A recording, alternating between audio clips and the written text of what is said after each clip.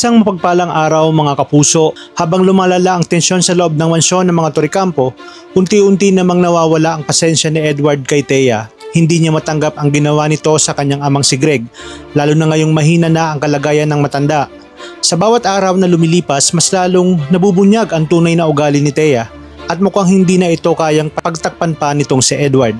Nagsimula ang lahat ng komprontahin ni Thea si Greg tungkol sa usapin ng mga ari-arian. Halatang hindi ito matanggap ng posibleng wala siyang makuhang parte sa kayamanan ng pamilya.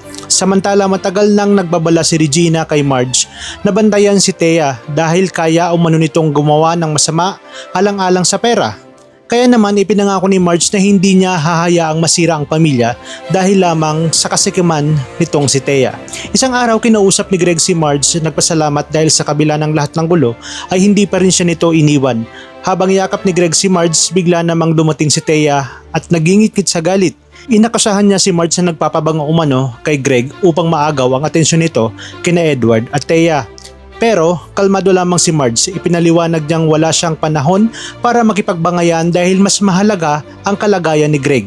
Sinabi pa niya na hindi makakabuti sa matanda ang puro sigawan at away sa loob ng pamamahay. Ngunit mas lalong nainis si Thea sa pagiging mahinahon nitong si Marge. Sobrang galit, bigla nitong tinulak si Marge papunta sa swimming pool. Hindi rin nagpahuli si Marge at nahila niya itong si Thea kaya pareho silang bumagsak sa tubig. Ngunit doon na naging delikado ang sitwasyon dahil pilit inilulubog ni Thea si Marge at halos hindi na ito makahinga. Paulit-ulit namang nagsisisigaw si Greg at nagmamakaawang tumigil na si Thea bago pa may masamang mangyari. Maya-maya ay dumating na si Edward matapos marinig ang sigawan ng kanyang ama. Laking gulat niya nang makitang halos patayin na ni Thea itong si Marge.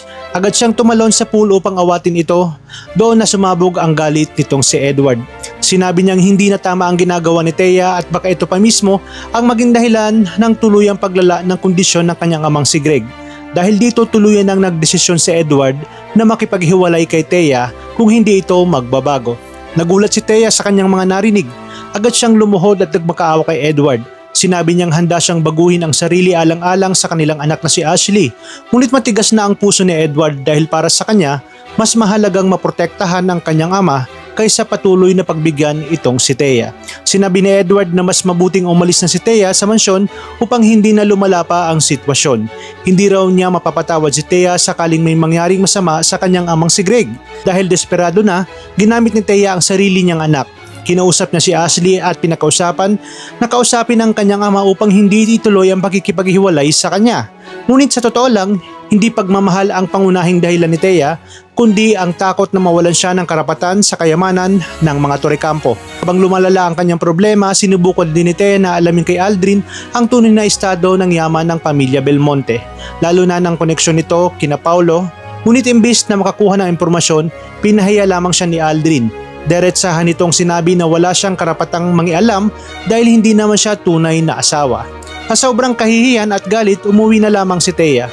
Ngunit imbis na sumuko, mas lalo pa siyang naging determinado. Sa isip niya, hindi pa tapos ang laban at gagawin niya ang lahat makuha lamang ang parte niya sa kayamanan ng mga Torrecampo. Saan kaya hahantong ang mga tagpong ito?